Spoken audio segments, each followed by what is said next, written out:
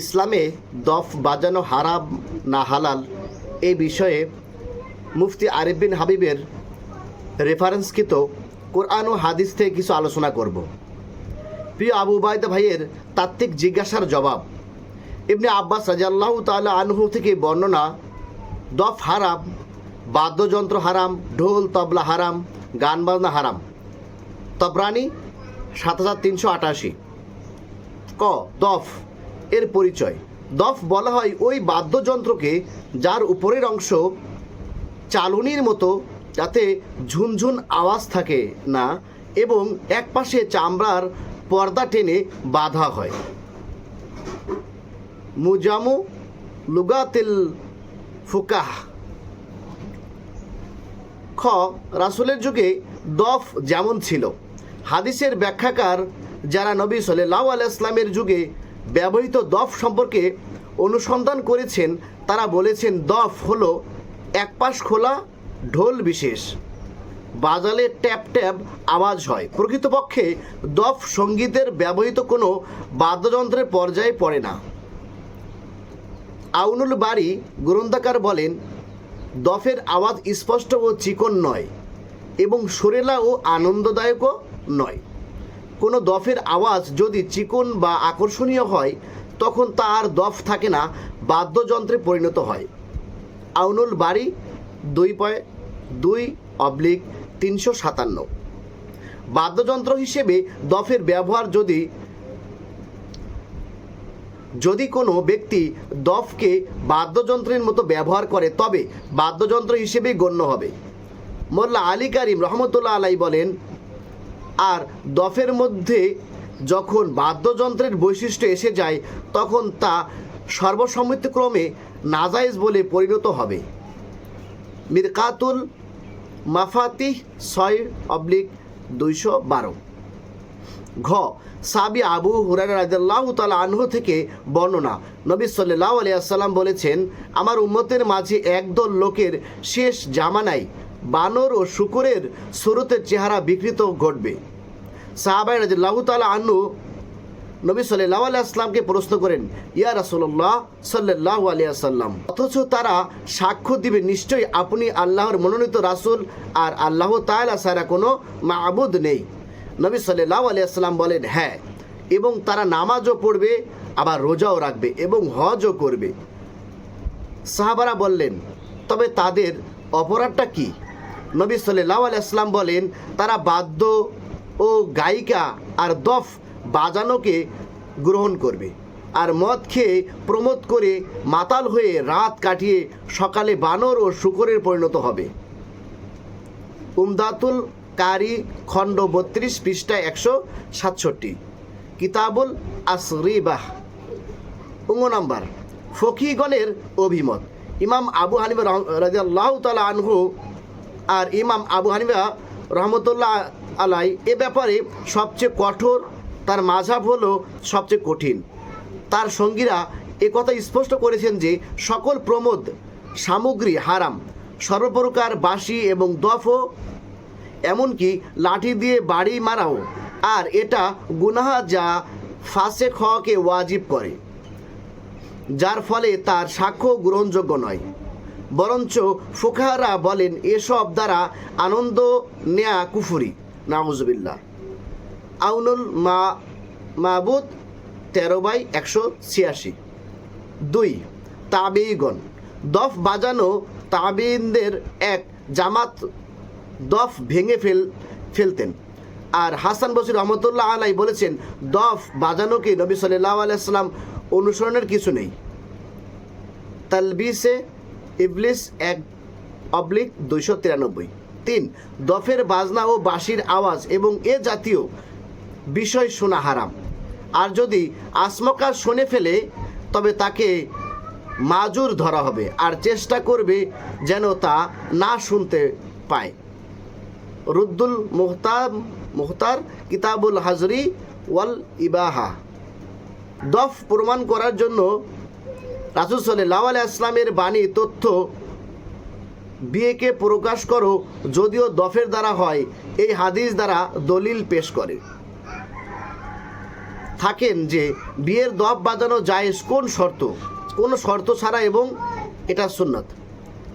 গভীরভাবে চিন্তা করলে এই কথা স্পষ্ট হয়ে যায় যে নবী সাল্লাল্লাহু আলাইহি ওয়াসাল্লামের উদ্দেশ্য এর দ্বারা কেবল প্রচারণা, গুরুত্ব বোঝানো।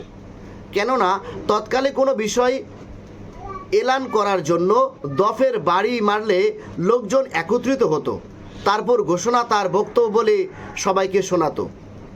হাকিমুল উম্মাহ আশরাফ আলী থানভী রহমতুল্লাহ আলাইয়ের বিয়ে শাদীতে বাজনা বাজানোর একটি বিরল তাহকিক নামে লিখিত প্রবন্ধে, যা মুফতি শফি রহমতুল্লাহ আলাই ও ফতোয়া এ সংকলন জাওয়াহিরুল ফিক এর 4th খণ্ডে 208 নং পৃষ্ঠায় সন্নিবিষ্ট করা হয়েছে। মুস্তানুল আরফিন ও নিসাবুল ইহতিসাব এবার শর্রে লুকায়া গ্রন্থে উদ্ধৃত দেন। অর্থাৎ আল্লামা তুরে পেশি রহমতুল্লাহ আলাই বলেন, অধিকাংশ মাশায়েখ কেরামেগণ মতে দফ বাজানো হারাম, তবে বিয়েতে দফ বাজানোর ক্ষেত্রে যেসব বর্ণনা এসেছে এর উদ্দেশ্য হচ্ছে প্রচারণা করা। সুতরাং বোঝা গেল বিয়েতে দফ বাজানোর কথা বলা দ্বারা উদ্দেশ্য হলো প্রচারণা করা, আসলে দফ বাজানো নয়। 5 বুখারী হাদিস 5187, ইবনে মাজাহ হাদিস 1896, বুখারী হাদিস 952, ইবনে মাজাহ হাদিস 1899, তিরমিজি হাদিস 3690। এসব হাদিস দিয়ে দফ বাজানো বৈধতা প্রমাণের চেষ্টা করে থাকেন। উপরে উল্লিখিত সবকটি হাদিসে এক বিয়ে ও ঈদের দিনে কথা এসেছে, 2 বালিকা মেয়েদের দফ বাজানোর কথা এসেছে, সেজন্য প্রাপ্তবয়স্ক কোনো নারী কিংবা পুরুষের দফ বাজানো জায়েজ নয়। যন্ত্রের আলোচনা। আল্লাহ তাআলা পবিত্র কোরআনে বলে, সূরা ইসরা 64 নম্বর আয়াতে বলেন, তাদের মধ্যে যার উপরে তোমার ক্ষমতা চলে নিজ ডাক আওয়াজ দ্বারা বিভ্রান্ত করো। বিখ্যাত তাবি মুজাহিদ রহমতুল্লাহ আলাই বলেন, ইবলিসের আওয়াজ বলতে এখানে গান ও বাদ্যযন্ত্রকে বোঝানো হয়েছে। আল্লামা ইবনুল কাইম রহমতুল্লাহ আলাই বাদ্যযন্ত্রকে ইবলিসের আওয়াজ বলে আখ্যায়িত করা হয়েছে। ইগাসাতুল লাহফান 1/199। হাদিস নাম্বার 1 বাদ্যযন্ত্র। নবী করিম সাল্লাল্লাহু আলাইহি ওয়াসাল্লামকে বলতে শুনেছেন, আমার উম্মতের মধ্যে অবশ্যই এমন কতগুলো দলের সৃষ্টি হবে যারা ব্যভিচার, রেশমি কাপড়, মদ ও বাদ্যযন্ত্রকে হালাল জ্ঞান করবে। বুখারী 5590। হাদিস নাম্বার 2 বাদ্যযন্ত্র। নাফে রাদিয়াল্লাহু তাআলা আনহু বলেন, একদা ইবনুল উমর রাদিয়াল্লাহু তাআলা আনহু বাদ্যযন্ত্রের শব্দ শুনতে পেলে তিনি তার 2 কানে 2 আঙুল ঢুকিয়ে রাস্তা হতে সরে গেলেন। তারপর তিনি আমাকে বললেন, নাফে, তুমি কিছু শুনতে পাচ্ছ কি? আমি বললাম, না। তিনি তার 2 আঙ্গুল 2 কান হতে বের করে বললেন, আমি একদা রাসূল সাল্লাল্লাহু আলাইহি ওয়াসাল্লামের সাথে ছিলাম। তিনি বাদ্যযন্ত্রের শব্দ শুনে কানে আঙ্গুল ঢুকিয়ে রাস্তা হতে সরে গিয়েছিলেন এবং আমাকে এভাবে জিজ্ঞাসা করেছিলেন যেভাবে আজ তোমাকে আমি জিজ্ঞাসা করলাম। সহিহ আবু দাউদ হাদিস 4924, সনদ সহিহ। হাদিস 3 বাদ্যযন্ত্রের প্রতি আগ্রহ গজব নিয়ে আসে। আনাস রাদিয়াল্লাহু তাআলা আনহু বলেন, নবী করিম সাল্লাল্লাহু আলাইহি ওয়াসাল্লাম বলেন, যখন আমার উম্মত নেশাদার দ্রব্য পান করবে, গায়িকাদের নিয়ে নাচ ও গানের মত্ত হবে এবং বাদ্যযন্ত্র নিয়ে ব্যস্ত হবে, তখন অবশ্যই 3টি ভয়াবহ বিপদ নেমে আসবে। 1 বিভিন্ন এলাকায় ভূমি ধসে যাবে। 2 উপর থেকে অথবা কোনো জাতির পক্ষ থেকে জুলুম অত্যাচার চাপিয়ে দেওয়া হবে। 3 অনেকে পাপের দরুন আকার আকৃতি বিকৃত করা হবে। আর এ গজবের মূল কারণ 3টি: মদ পান করা, নায়িকাদের নিয়ে নাচ গানে মত্ত হওয়া এবং বাদ্যযন্ত্রের প্রতি আগ্রহ হওয়া। তিরমিজি 2212। হাদিস নাম্বার 4 নেতাদেরকে গায়িকা ও বাদ্যযন্ত্র দিয়ে সম্মান করা হবে। আবু মালিক আশরাফি রাদিয়াল্লাহু আনহু বলেন, নবী করিম সাল্লাল্লাহু আলাইহি ওয়াসাল্লাম বলেছেন, আমার কিছু উম্মত মদ পান করবে এবং তার নাম রাখবে ভিন্ন। তাদের বড়দেরকে গায়িকা ও বাদ্যযন্ত্র দিয়ে সম্মান করা হবে। আল্লাহ তাআলা তাদেরকে ভূমিকম্পের মাধ্যমে মাটিতেই ধসিয়ে দেবে আর তাদেরকে বানর ও শূকরের পরিণত করবে। বুখারী ইবনে মাজাহ হাদিস 4020। হাদিস নাম্বার 5 বাজনাদার নূপুর। একটি ছোট বালিকাকে আয়েশা রাদিয়াল্লাহু তাআলা আনহার কাছে নিয়ে আসা হলো। বালিকার পায়ে নূপুরের আওয়াজ শুনে তিনি বলেন, এই পা থেকে নুপুরও খুলে তাকে আমার কাছে আনবে না।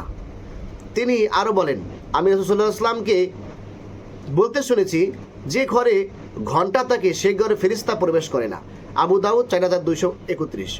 নোট: মৃদু আওয়াজের ঘণ্টি ঘুঙুরে যদি এই অবস্থা হয়, তাহলে আধুনিক সুরেলা বাদ্যযন্ত্রের বিধান কি হবে তা খুব সহজেই বোঝা যায়। হাদিস নাম্বার 6। ঢোল তবলা। হযরত আব্দুল্লাহ ইবনে আব্বাস রাদিয়াল্লাহু তাআলা আনহু হতে বর্ণিত, রাসূলুল্লাহ সাল্লাল্লাহু আলাইহি ওয়াসাল্লাম বলেছেন, নিশ্চয়ই আল্লাহ তাআলা মদ্যপান করা, জুয়া খেলা এবং ঢোল বাজানোর হারাম করিয়াছেন এবং বলিয়াছেন, প্রত্যেক নেশা সৃষ্টিকারী বস্তু হারাম। কেহ কেউ বলিয়াছেন, কুবা অর্থ তবলা। বাইহাকি হাদিস সহিহ, মিশকাতুল হাদিস 4503। শেষ কথা, তোমাদের জন্য সকল প্রকার বাদ্যযন্ত্র হারাম। আল্লাহ ডাইরেক্ট কেন বললেন না? এগুলো হাদিস অস্বীকারীদের প্রশ্ন। আর আসনে হেলান দেওয়া অবস্থায় বসে থাকবে এবং তার সামনে আমার হাদিস থেকে বর্ণনা করা হবে, তখন সে বলবে, আমাদেরও তোমাদের মাঝে মহামহিত আল্লাহর কিতাব যথেষ্টই। আমরা তাতে যা হালাল পাবো তাতেই হালাল মানব, আর তাতে যা হারাম পাবো তাতেই হারাম মানব। মানবী সাল্লাল্লাহু আলাইহি ওয়াসাল্লাম বলেন, সাবধান, নিশ্চয়ই রাসূল সাল্লাল্লাহু আলাইহি ওয়াসাল্লাম যা হারাম করেছেন তা আল্লাহ যা হারাম করেছেন তা অনুরূপ। ইবনে মাজাহ 12।